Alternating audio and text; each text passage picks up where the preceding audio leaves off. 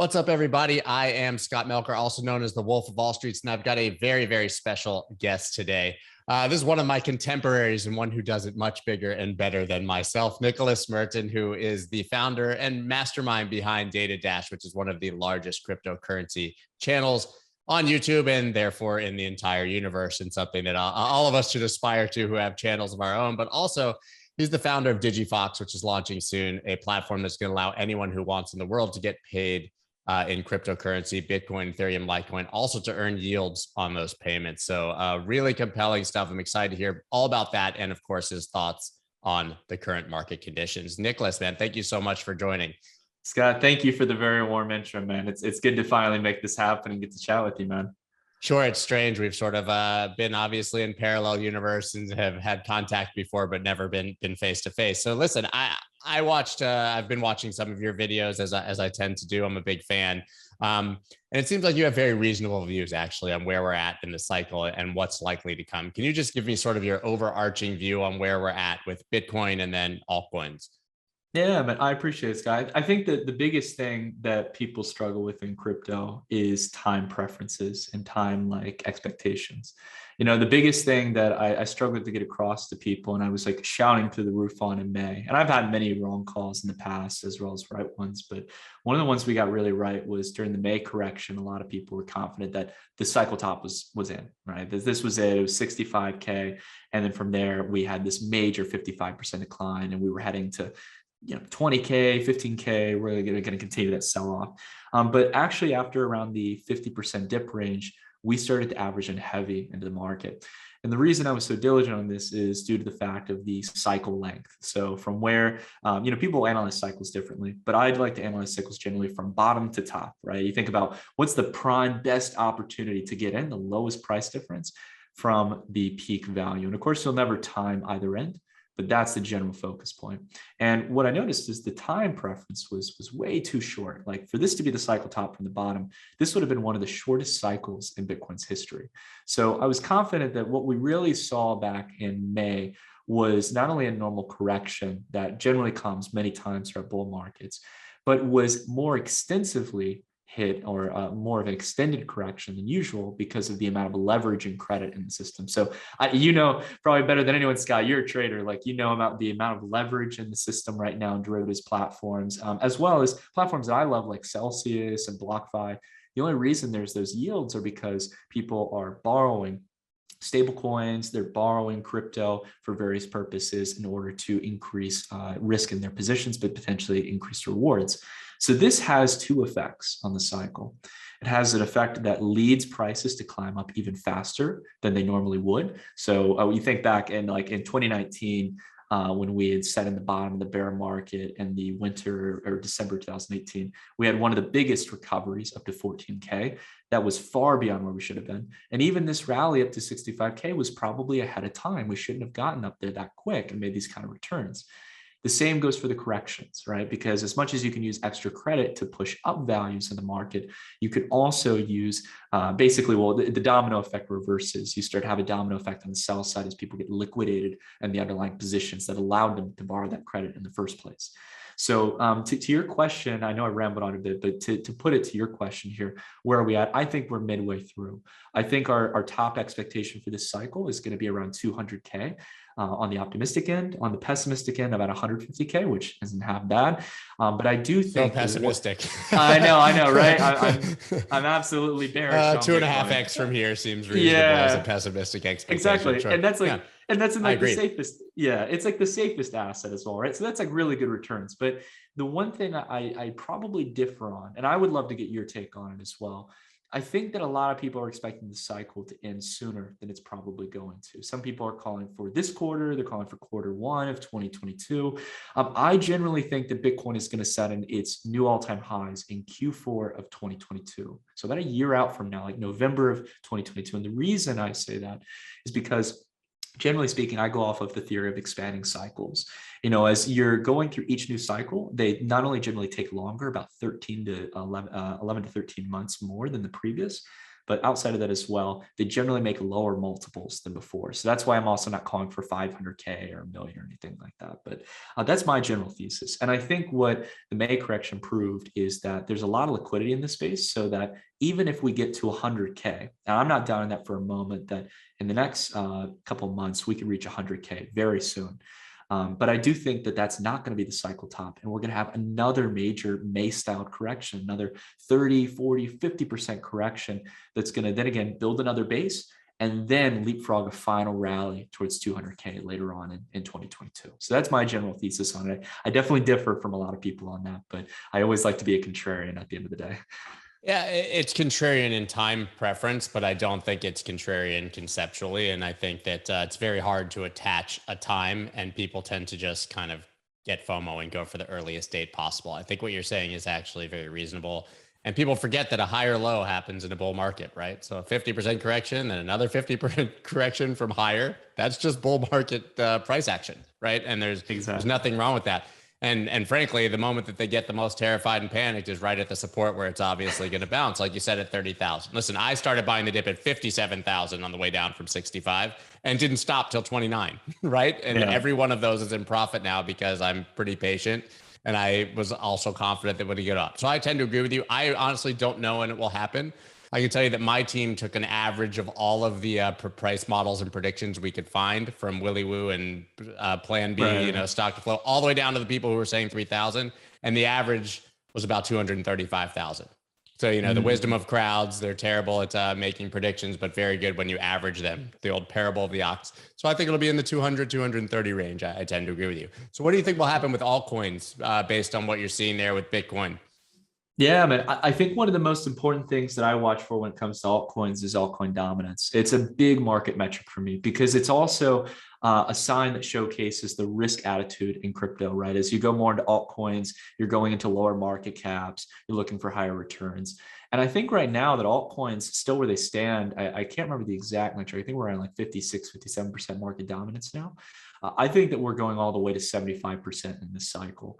Last time around, we topped out, and I think a lot of people, again, in May, just a couple months ago, we had topped out at a very similar level to around April, May of 2018, sort of close to the previous all-time highs in altcoin dominance in January 2018.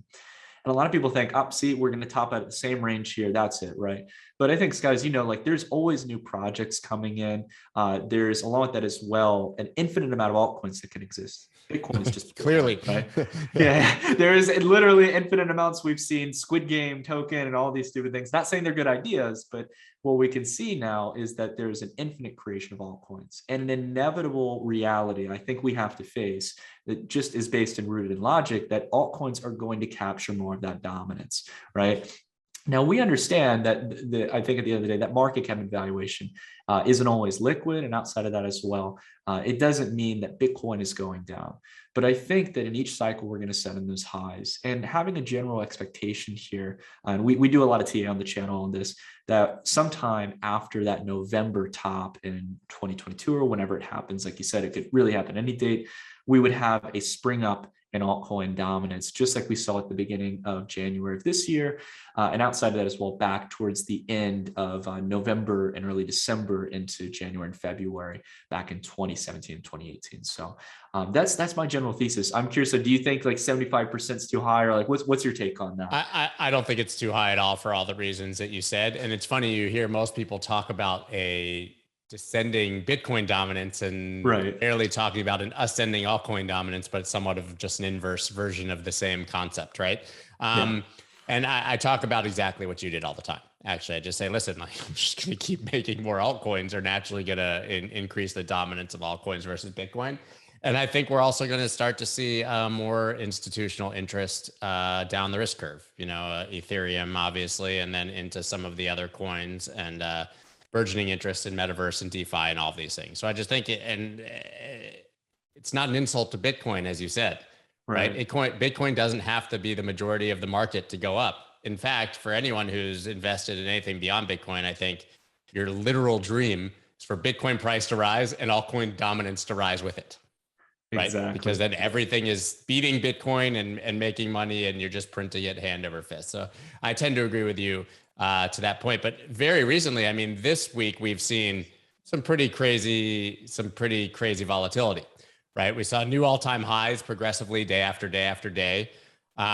Inflation numbers coming in at 6.2%. And then, of course, the effectively fake news that Evergrande had defaulted and then not defaulted in the crash. So do you think that we're going to chop around here for a while? Do you think that another move is imminent? I kind of think that Bitcoin's going to consolidate for a bit, but of course I could be wrong.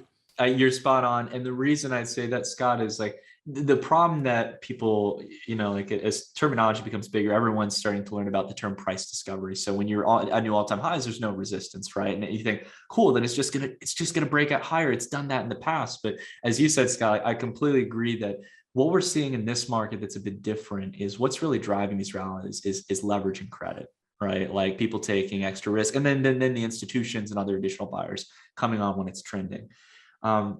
So what we're seeing is that, we have these intense corrections, intense rallies. In between, we have these consolidation periods, as you perfectly put. What we've been seeing is this chop since we got back to the all-time highs at 65K range. And I think that, again, it's the market still unstable. Like, okay, we've recovered back from these lows, but are people really taking on the excessive credit again? Do we have the institutional buyers maybe as a replacement to drive value that high? And the thing I always emphasize is that with the decaying returns we talked about earlier, the problem that so many people have is they think, oh, like percentage wise, we're really not asking for much. We're asking for Bitcoin to go from $69,000 or $68,000 to 200K. We've done bigger multiples than that. That's chump change for Bitcoin, right? Well, the problem is that as you grow bigger in price, you need excessively more liquidity. You're going to need really those institutional buyers, as you mentioned, Scott, like the real billion-dollar hedge fund managers starting to make big bets on crypto. And we've seen the early signs of that. Ray Dalio, for example, Raoul Paul as well, a lot of big people coming out and support crypto. But I think we need that kickoff rally first after a solid period of consolidation before you really start to see them diving on board. I think there was a good example. Someone was referencing that one of the heads at SoftBank, one of the biggest venture capital funds in the world, had actually bought the top on Ethereum. So this time around, I think we're going to see the institutions being a top signal rather than a bottom signal, which is not common in markets usually. Yeah, I tend to agree. And I think that, we'll just see further catalysts each time. We had sort of inflation narrative, of course, always underlying, but we had the ETF narrative that was driving price all the way effectively from 30 back up to these highs at 65, right? And so now we've got that. And so now that's priced in. And now we wait for the next big thing, right? And whether that's going to be some endowment or some massive institution coming back in, I think that we'll see some sort of catalyst that gets things excited. But for now, I really do think that Bitcoin will likely, I'm usually wrong, by the way, but I do believe that Bitcoin will somewhat chop sideways, keep retesting those highs from April and May, right? I mean, we're going to really solidify that as support. And I think we'll see altcoins continue to run. I think you're right. It's exactly like you said, where again, and during this period of time, people will be fearful, but it's exactly like it was after the May correction. We had to test that support range. It was a previous support range around 30,000 multiple times before we really had that leapfrog rally with little to no corrections in between. So I think you're spot on, man. That's the general thesis I think we have to look for. And overall, that thesis is bullish, but it's patient. It's passively optimistic, right? Not expecting things to happen overnight. Right. And I think that's the beauty of at least trying to get people to view markets through an investor's lens and less as a trader's lens. If you just accept that who cares when it happens, it's likely going to happen, and you have that level of patience, it's very hard to lose. But it's really hard for humans to do that because, as you said, even sideways chops gets panic flowing. Yeah. Right. And you think that the biggest panic would come at the bottom of a massive move, but a lot of the time it comes from price just not going up as fast as they hoped. Exactly. I can tell you there's one thing, Scott, to that point, the equally on par with people panicking when things are going south and prices going down, people panicking that they're not making enough returns along the way. Sure. So there'll be on a day-to-day basis, someone's like, hey, my altcoin is only up 50% this month, but this guy over here, this guy in Shiba Inu is making 700%. This is not cool. And it's Man, we can easily lose perspective for sure in crypto. So I think that's, again, perspective's the biggest thing. And I think it's one of the biggest things that traders will lack at the end of the day, that the emotions eat you up so much if you don't keep that in mind. So yeah, man, like I said, I'm fully with you on that. You just mentioned Shiba Inu. Obviously, the dog coins and the meme coins have been a controversial aspect of the crypto market. What's your take on what's going on there? Oh man, I did a pretty big video on it. I mean, look, like here's the thing. I think, as you and I know, Scott, like there's like giving a very candid take on crypto. There's a lot of established crypto assets, and then there are a lot of ones as well that are like they're early stage. They're honestly, if we really put aside all the noise, they're as just as risky as a maybe dog coin or Shiba Inu, right? Or Dogecoin, Sure. or whatever. But the thing I really don't like about these meme coins is that they emphasize on like a virality network effect. So we saw them really come out. Dogecoin really broke the sound barrier, really went up completely higher than it ever had against Bitcoin. I was out at a penny.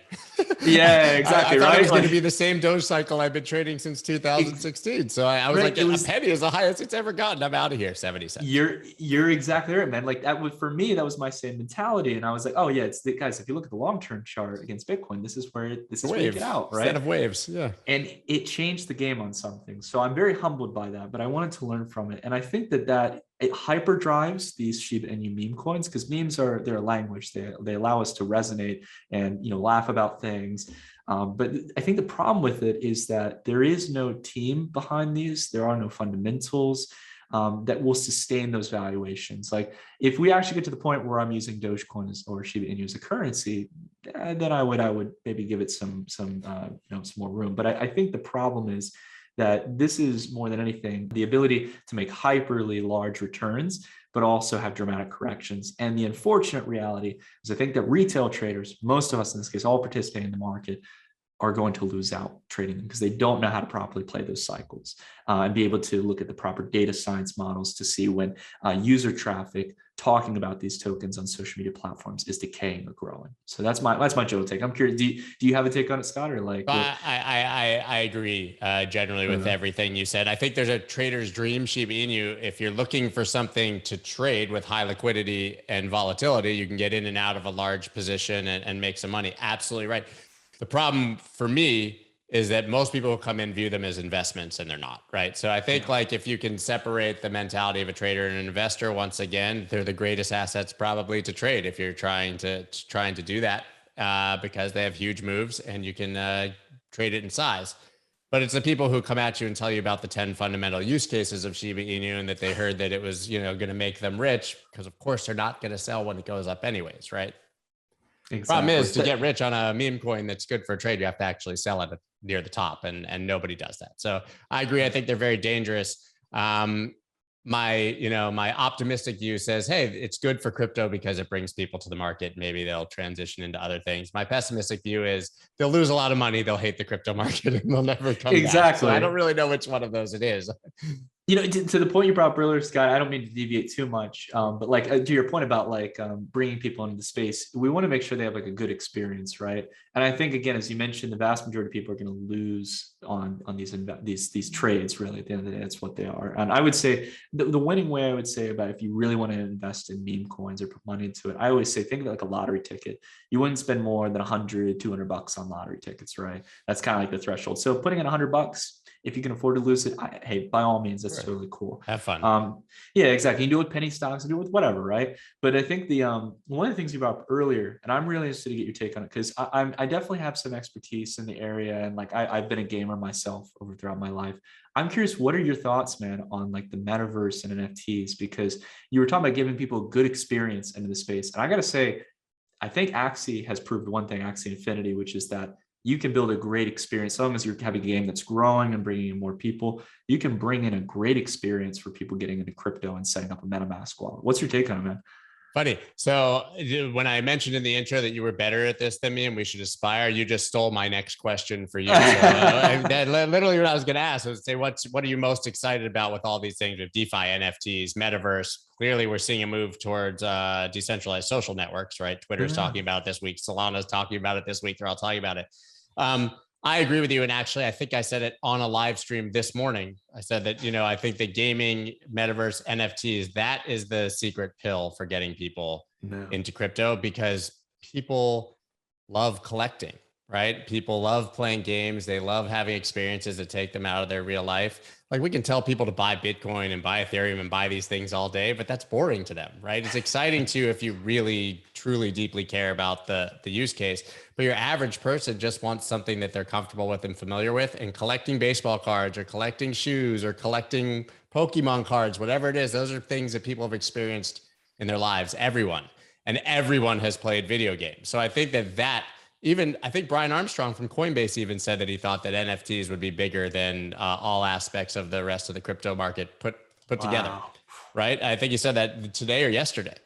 So yes, I agree with you. I think that those user experiences just need to be better, right? So I think there's a lot of like Axie Infinity, if you're a normal person, is very difficult to get set up, right? MetaMask wallet, Ronin wallet, understanding gas fees, getting in there, bridging assets. And it's a pretty subpar game. Like, let's be real. It's like playing. It's like gaming it's like having like a Tamagotchi or something. It's like gaming in the 80s or 90s. It's not AAA, yeah. But it's going to develop. I mean, you see things like Star Atlas and these ones, if they can deliver on what their trailers look like, that are going to be, on par with the Call of Duties and Fortnites of the world, and will be pretty epic.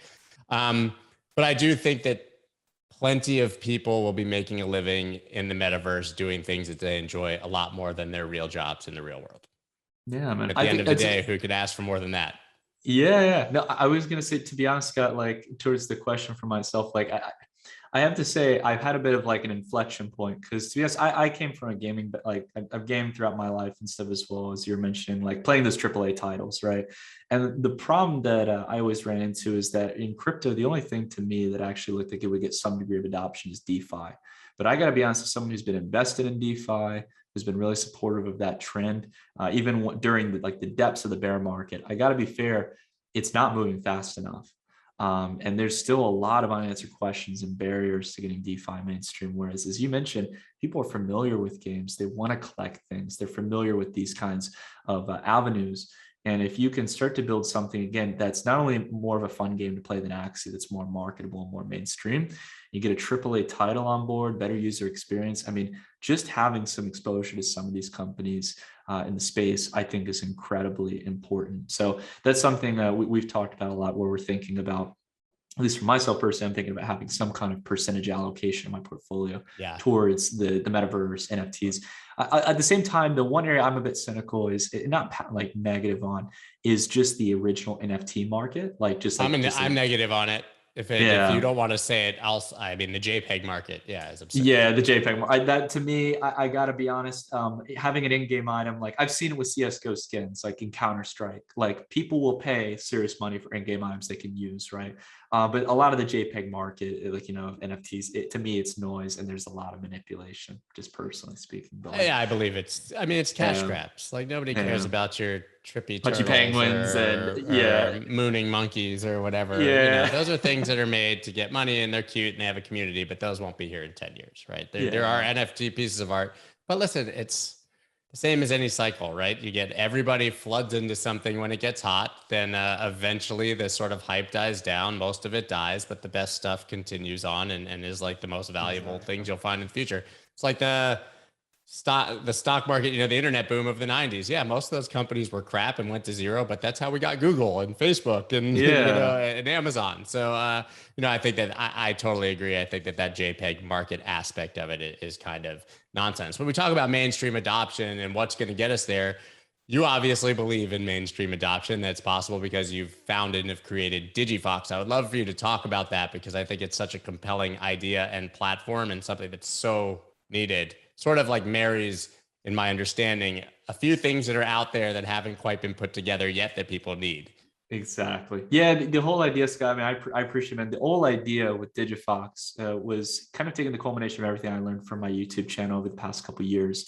I think the two biggest questions I get asked from people are, okay, Nick, I want to buy crypto, but I don't know if now is the right time to buy it. Like, is this the right price? And also, how much do I put in? Like, do I go all in right now? Do I put a little bit over time?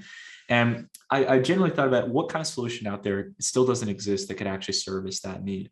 So what we built is this ability to get paid in crypto, and it's going to allow you to download the app, You set up your crypto allocation, how much of your paycheck you want to receive in the form of cryptocurrencies, what cryptos you want. Do you want to go all in on Bitcoin? Do you want to get 50% exposure to Bitcoin, 50% to Ethereum? We also have Litecoin as well. And then from there, after you go through KYC and identity verification, being able to actually get a custom email template that you're going to send to your employer that allows them to know that you want to receive a portion of your pay to a unique bank account that we generate for the user. And that bank account, any fiat currency, dollars, euros, British pounds coming in, get converted into your crypto, into your designated wallet. We also offer self-custodial. So if you want to have your own seed phrase wallet, you can do that. Or you can have a Celsius savings account where you can earn up to 5% interest. So as you hit on, Scott, like it's an interest-bearing platform, but at the same time allows you to get that crypto allocation averaging into the market. And you beat the market 88% of the time, which is incredible to me. So one of the most passive and simple strategies ends up winning out in the long run. I'm a huge fan of dollar cost averaging, right? Even like as a trader, whatever, that means to anyone at any point in their life, I've always believed that at least 70% of your portfolio should be passive, passive investments that you don't touch, because you know that you're very unlikely to beat the market over the long term, and so anything that, and what better way to dollar cost average than treating it like a 401k, right? You just takes a piece of your paycheck out, invest it long term. Nobody actively, tracks their 401k on a daily basis. That's how you should approach crypto as well. Yeah, but that's what I say to people. Like, I'm not negative on trading. I always say, like, if you're going to day trade or use leverage or anything like that, like, it's, to me, I think it's a portion of your portfolio. Like, as you mentioned, it's your fund in a sense where you get to go around and do whatever. And if you lose it, it's not the end of the world. But what I hate seeing is people using that as like the ultimate entry for how they get into crypto. And as you said, Scott, like we want to give people a good experience. We want to help them make sure they don't miss this, because really I know people say it all the time and it sounds very salesy, but like crypto is really like a once in a lifetime opportunity. We'll have other cycles for sure, but I think capturing that general growth trend is so important, and not losing sight of taking a secure and safe way into it, I think is very important. But yeah, man, you're talking about the metaverse NFTs. We're definitely exploring areas like that as well, but we want to first get this product out there. We think it'll be similar to Robinhood with zero commission trading, how it kind of changed the game and brought in a whole new wave of investors. So I'm excited for it, man. We'll see how it goes, but we've got a wait list. People can join now. The feature isn't live just yet. We're hoping to launch it hopefully sometime by the end of the year, towards the start of the new year, and hopefully bring it to a mainstream audience across the world. It's just such a interesting approach. I wasn't aware that you had like a separate bank account, which makes so much sense, but then also the ability to either, not your keys, not your coins, to have a self-custodial wallet, right, and not to reinvent the wheel for you, but to partner with Celsius to offer that yield is so smart. Because I was actually going to ask you, how are you going to generate 5% yield? Well, I know how Celsius does it. I've talked to Mashinsky on the podcast twice. Yeah, he's a cool guy. Mashinsky and the whole team at Celsius is one of the most professional in the space. That's why we decided to partner with them. We were one of the first 5 on their API partner program. And I can't say anything negative. Celsius, Alex is a really cool guy. And that's a great way to get your money into Celsius, obviously, since they don't attach to bank accounts, right? So exactly. I believe you have to transfer crypto in. So what else are you excited about, looking forward to maybe Q4 of this year, but into 2022? Or have we generally covered all of the trends that you're kind of excited about or looking at? I think we've covered most areas. I'm really, really hopeful. My cynical side says it's not going to happen, but I'm hopeful. And I think one of those catalysts you mentioned about earlier, like Scott, like that could be like the thing that carries us to the next wave is a spot Bitcoin ETF. Yeah, I would really like to see that. We've kind of got that with Grayscale, but it's an ETN, it's an exchange traded note. So there are limitations, there's management fees, they can be quite burdensome, but there's $60 billion in AUM. So that might not be the catalyst. Surpassed GLD. Yeah, right. Exactly. GLD. GBTC trades at a discount, has high fees, and just surpassed the highest spot gold ETF in assets under management. And they still say that we shouldn't have a spot ETF. Exactly. Right. I know that's the thing. It's what happens when we have a spot ETF. Like, I mean, that's the thing for me. I'm like, I don't even want to know what I would love to see what the flows are going to look like. But I think that's one of the major catalysts we can look forward to, especially once we have the futures trading for a while. Yeah. And then outside of that as well, I really think I know we talked about the metaverse is something I've really opened up to. I look, my belief here, I'm going to be very candid about it. Like, when people think of the metaverse, they think in like a very far out viewpoint of like, we're all going to be in a VR world or be able to plug into some system and we can experience anything in this case. It's right around the corner. I used to work. Yeah. Ready Player One. Exactly. Right. I met a lot of people in the Valley when I was working in Silicon Valley at a startup who worked pretty heavily with NVIDIA or in the VR space. And some of them who have been in the VR space literally since the 90s, since the early stage prototypes. And they were like, this is the time now. This is the time now. I think the problem that so many people have when they participate or invest in innovative technologies is that they, again, invest with that time preference of it's right around the corner, right? Now, my belief is that I think there's going to be some really cool worlds that people get hyped up about in this cycle. We're going to have our 2017 bull market for the metaverse, but I think we're years out from seeing some of these worlds manifest. I think we'll see some in the bear market and early stage prototype. And then going forward, VR hardware is going to get better and software as well. The graphics are there. It's about making the experience fun. And I've used VR, I've played game sets. It's a far distance away. We're in the metaverse stage of like Commodore 64 when, you know, Bill Gates was like, you'll never need more than 600K memory, you know, like everything in the world. And, you know, I think you're absolutely right. Very, very early days and way far to go, but it is really cool, compelling, and exciting. And I do think we will get there. I kind of, people like see that Ready Player One vision. I think we'll have just these sort of separate, you know, games that people will be passionate about, different metaverses, so to speak. And I think the most maybe compelling thing about the metaverse will be sort of the Minority Report vibe of having it interacting with your real world. You're in your helmet. Right. You see, you know, your charts in your screens and you're sort of operating there, or when you drive past something, it gives you more information on that because you have your goggles on or whatever it is. I think that it's going to be that interaction between the real world kind of through AI, you know, that's going to be really the metaverse will be the incorporation of those things into our everyday lives as opposed to just opting out and going to play a game 24/7.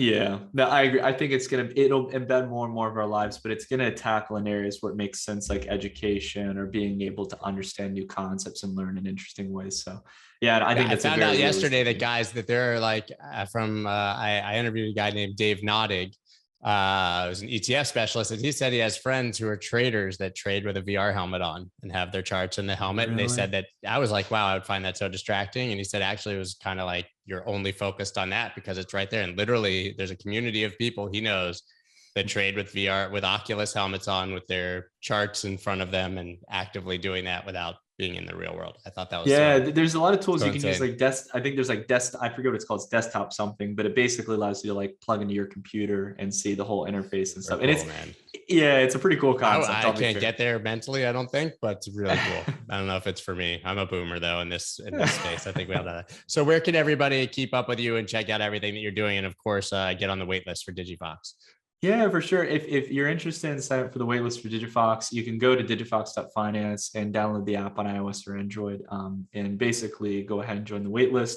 Outside of that as well, if you guys want to check me out on YouTube, I have my YouTube channel, DataDash. You can just search on YouTube and you'll find it. And then there's also my Twitter, Nicholas_Merten. But yeah, like I said, Scott, I've been a big follower for a long time, man, on Twitter. And then also when we're doing your podcast as well as your YouTube channel, man, love what you're doing. And I think you're producing a lot of great stuff in the space. You suffer through those hour-long podcasts. I'm sorry. No, I appreciate like it, man. Thank you very much. I'm also, as I said, a big fan. I watch your videos almost every day. I love to keep up with what you're doing. So everybody, please sign up for Digifox. Go check out DataDash and follow him on Twitter. Thanks, man, for taking the time. I really appreciate it. Cheers, Scott. Thank you for having me, man.